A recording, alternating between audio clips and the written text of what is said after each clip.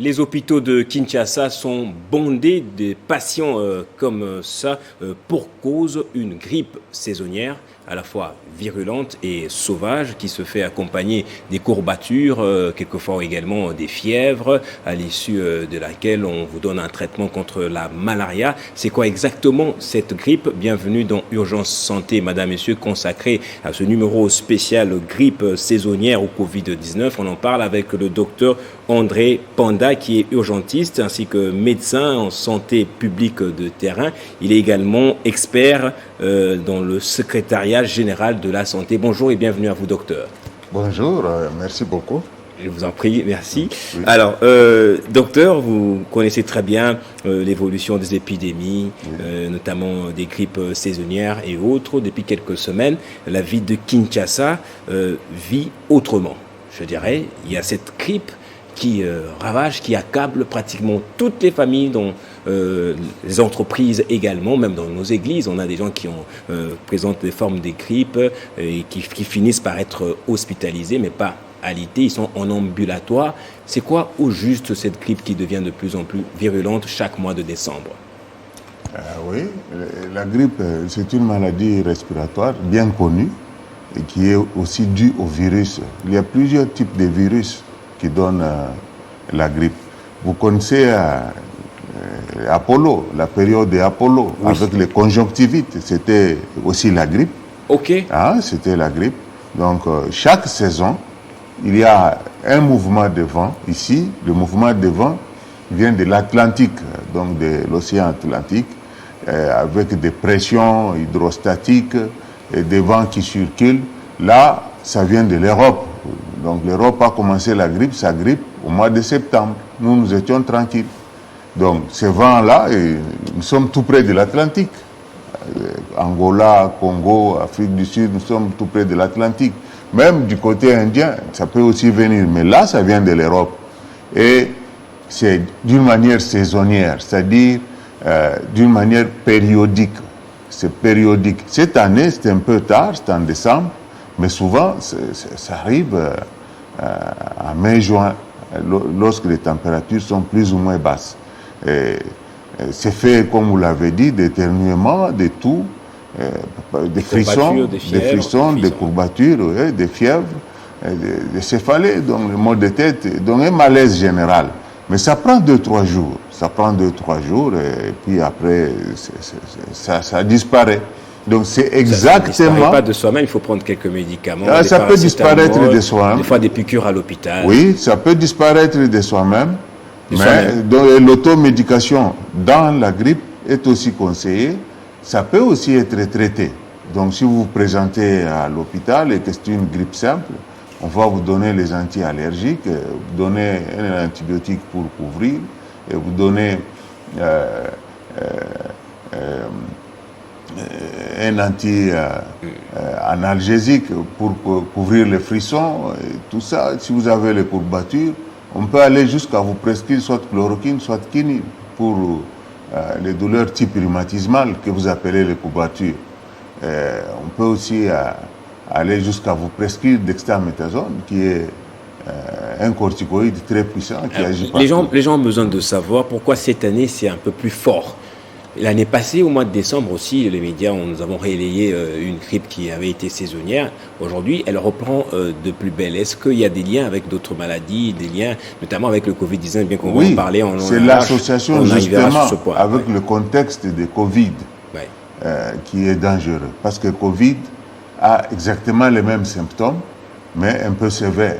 Et là, on ajoute aussi le mal de gorge. On ajoute le mal de gorge et surtout la détresse respiratoire. Et quand on fait le test PCR, on trouve qu'il est positif, comme ça a été chez le président Ramaphosa, que je salue au départ. Donc, mais si on n'a pas la détresse respiratoire, il n'y a pas de mal de gorge et que la situation semble se stabiliser au deuxième jour, vous pouvez faire l'automédication, prendre le traitement, aller voir l'urgentiste, mais si... Vous parlez de l'automédication, qu'est-ce qui est conseillé de prendre? L'automédication ici, je rejoins le président de la République. Oui. Par l'automédication ici au Congo, nous avons nos habitudes traditionnelles qui peuvent abaisser la fièvre. Par exemple, vous pouvez faire bouillir de l'eau, donc jusqu'à 100 degrés à peu près. Vous mettre dedans les eucalyptus, le vix. Il y en a qui mixent même d'autres plantes comme la paille et tout ça. Vous couvrez pendant 5 minutes ou moins et vous allez voir une sueur abondante qui montre qu'il y a eu vasodilatation, c'est-à-dire ouverture des vaisseaux, et qu'il y a eu aussi baisse de la température. Vous allez suer, donc baisse de la température. Et vous allez voir les petits virus là de la grippe, les rhinovirus ou ribovirus, jusqu'aux influenza et para-influenza, sont très labiles quand il y a la température. C'est ça la vérité. Donc, quand vous couvrez avec la couverture, vous ouvrez largement vos yeux et puis vous respirez par la bouche ouverte et vous respirez profondément. Et cette chaleur-là monte en vous et dans le thorax, et dans les yeux, et partout. Après 3 minutes, je crois qu'on ne va pas parler de cette grippe-là. Vous pouvez faire cette séance-là 3 fois par jour pour le premier jour. Et au second jour, vous allez apprécier si vous pouvez diminuer à 2 fois. Vous avez dit qu'on met quoi dans l'eau comme ça? Souvent, eucalyptus. Eucalyptus. Que moi, je recommande quand on ne sait pas à mes malades qui me connaissent, je recommande eucalyptus. Ils me disent que c'est bien. Okay. Eucalyptus est disponible. Là, au campus, là où je suis, eucalyptus, c'est presque chaque parcelle. Et dans la commune de Lingua, là aussi, ouais, dans chaque parcelle, on trouve pas l'eucalyptus. Et puis, c'est gratuit. Okay. Et puis, le VIX ne coûte rien. C'est à peu près 500 francs. Le léopard, là, qui pique dans les yeux, ou le VIX. Qui se vend comme des petits pains maintenant. Je sais oui, pas si vous connaissez le VIX ou le mentholatum, ou le baume de nerfs. Donc, vous prenez une bonne quantité, c'est au jugé, vous mettez dans l'eau et puis vous bouillissez. Vous mettez les eucalyptus. Vous pouvez aussi mettre toutes les autres plantes là qu'on raconte. Je n'en connais pas, mais je me limite aux eucalyptus. Vous vous couvrez en premier temps pendant 2-3 minutes et puis vous répétez ça 3 fois dans la journée. On fait ça comme ça toute la famille? Oui, toute la famille. Hein. Moi, je fais avec ma famille. La femme fait pour moi, moi je fais pour elle. S'il y a les enfants, on fait aussi pour eux.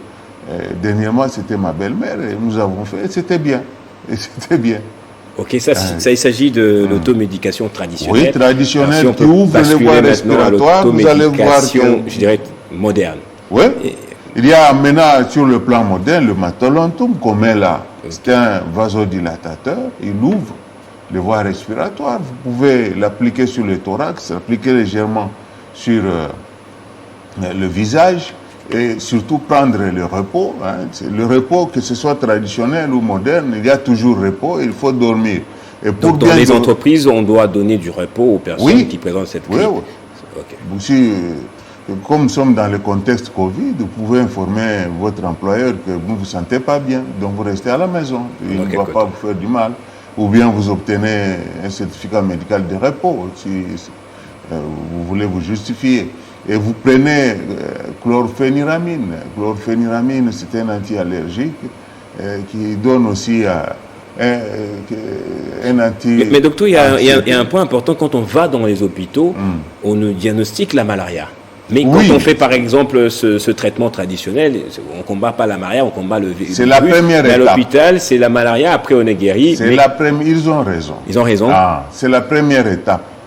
Maintenant, dans la stratégie de traitement, lorsque vous venez à l'hôpital, vous dites au médecin que c'est depuis 3 jours que j'ai fait ça.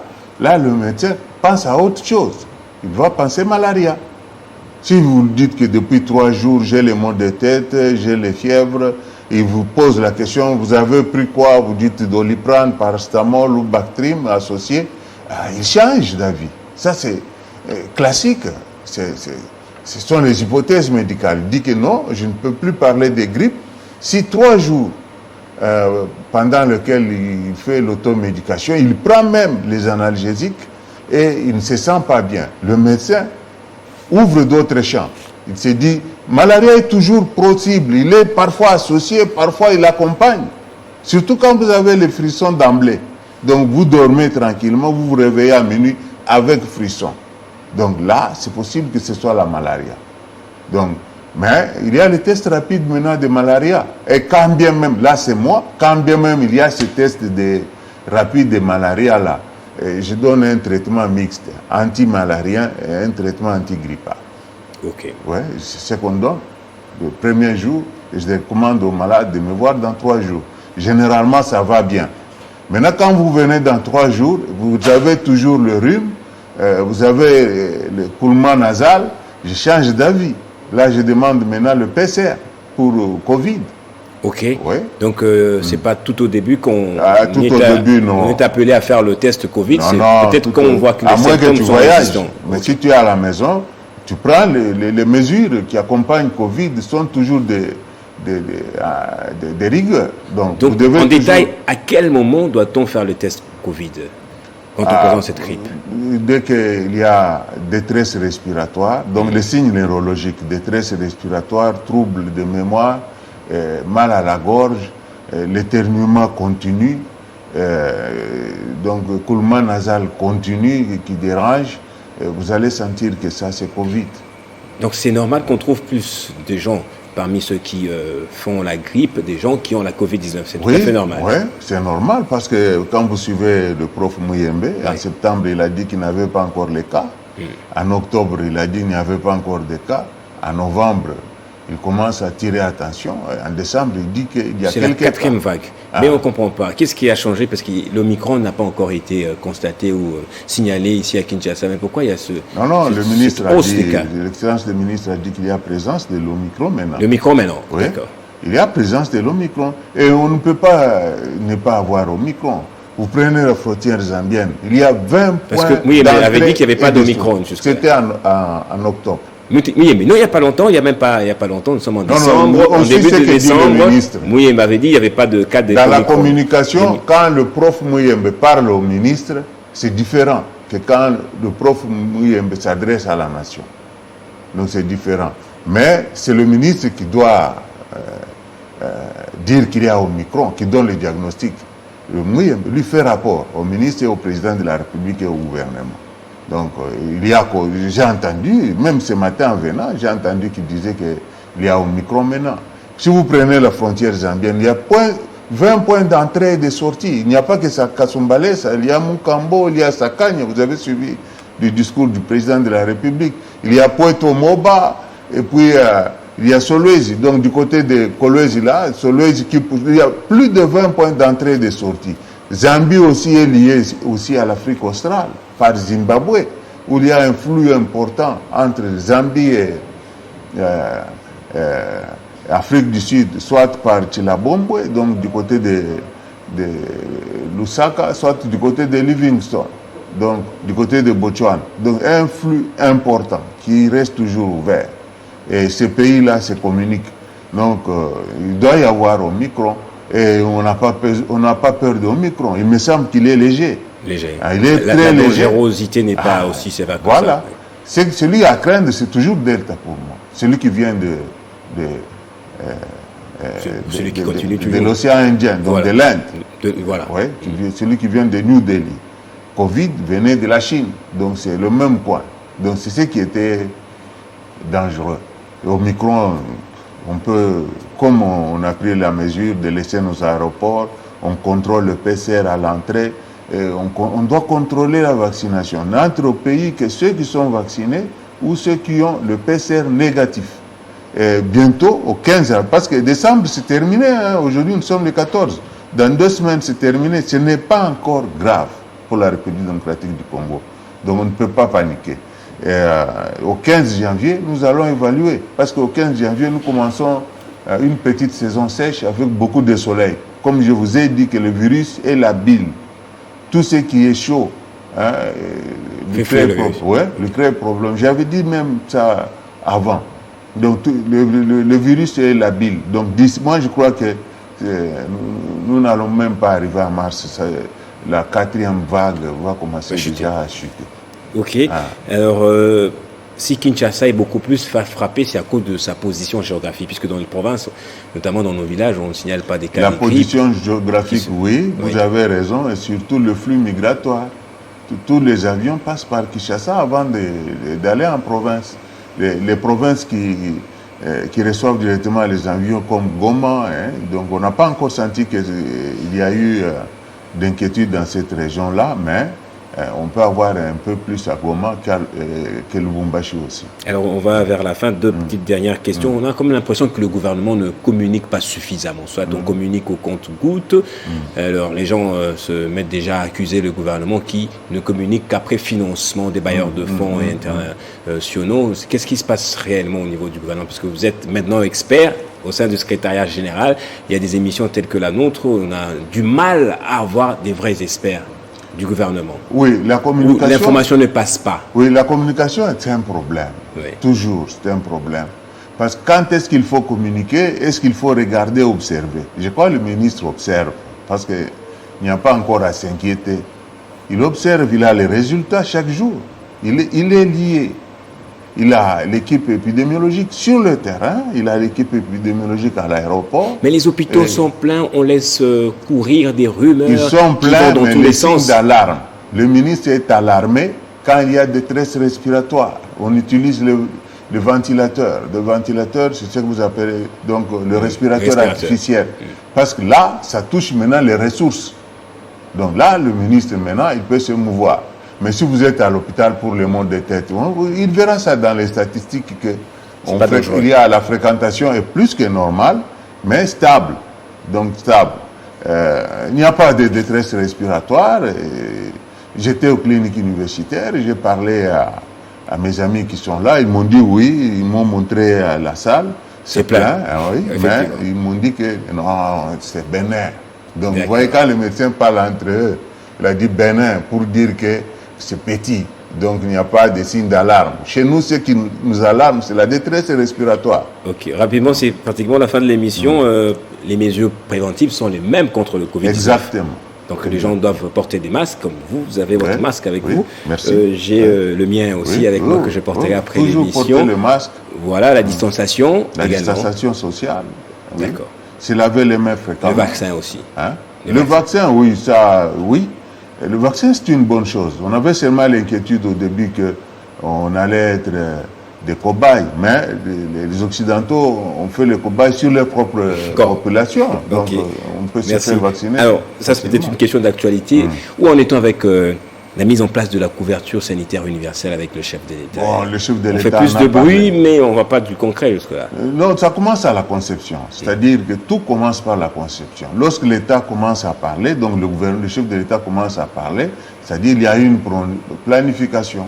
Maintenant, nous attendons la programmation et la budgétisation. Donc, la budgétisation, c'est ça le financement. Mais là où il n'y a pas communication, c'est au niveau du ministre.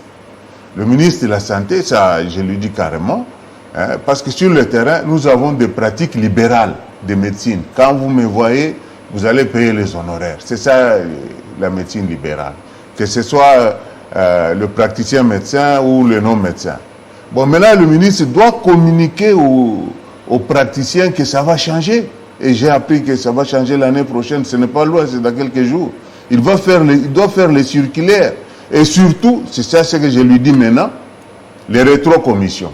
Donc, quand vous voyez le médecin, il demande le scanner à HD Hospital ou au centre Nganda, c'est-à-dire qu'il va aller prendre la rétrocommission pour cet examen-là qui est qui coûte très cher. Mais il doit arrêter c'est le ministre qui doit régler ça. Ça, ce n'est pas le gouvernement. Le ministre est le garant de notre déontologie. Donc, il doit supprimer les rétrocommissions. Pour le moment, les rétrocommissions sur nos examens, sur les transferts, c'est permis dans notre déontologie. Okay. Mais le ministre a le pouvoir, c'est ce que je lui dis, il a le pouvoir de suspendre provisoirement les commissions médicales. Parce que nous nous référons à l'Afrique du Sud, j'ai travaillé là-bas, il n'y a pas de commission médicale. Donc, quand vous envoyez le malade faire les examens à Pretoria, vous n'allez pas suivre pour retirer votre part, non. Quand vous transférez le malade d'un hôpital à un autre, vous n'avez rien. Mais ici, c'est autorisé. Oui, ici, c'est autorisé. Et c'est ce que je lui dis qu'il doit accompagner le président de la République. Donc, ce qu'on fait là, de la couverture de santé, tout ça, l'administration, c'est bien. La coordination est là. Le président a dit c'est magnifique. Mais pour éviter la pratique, parce que ce qui va arriver, que quand je me présente avec ma carte de couverture de santé, le médecin fait la batterie des examens pour aller soutirer l'argent et c'est l'État qui paie. Ok. C'est donc là le Nous reviendrons pour en parler en long et en large. J'espère que le gouvernement aura les yeux bien fixés sur ça. Sur la pratique médicale, sur le terrain. Merci, docteur André Panda. Merci beaucoup. Je rappelle, vous êtes urgentiste, également médecin de santé publique de terrain, expert au niveau du secrétariat général à la santé ici en République démocratique du Congo. Merci à vous également, madame, monsieur, pour votre fidélité, pour avoir suivi cette émission spéciale dédiée à cette grippe saisonnière. Vous avez suivi toutes les mesures, toutes les directives données par le docteur André Panda. Vous pouvez passer d'abord par une automédication traditionnelle, moderniser un tout petit peu ou aller à l'hôpital. C'est une forme bénigne. Nous espérons que d'ici l'année prochaine, au premier trimestre, qu'on aura fini très rapidement. Nous invitons le gouvernement à mettre sur la place du public l'information qu'il faut avec des experts comme le docteur André Panda. Et nous vous invitons aussi, vous, madame, messieurs, qui nous suivez, si vous êtes expert en quelque chose, vous avez un traitement à faire valoir, à faire connaître, vous pouvez passer dans Urgence Santé. La tribune est ouverte à vous. Merci, au prochain numéro.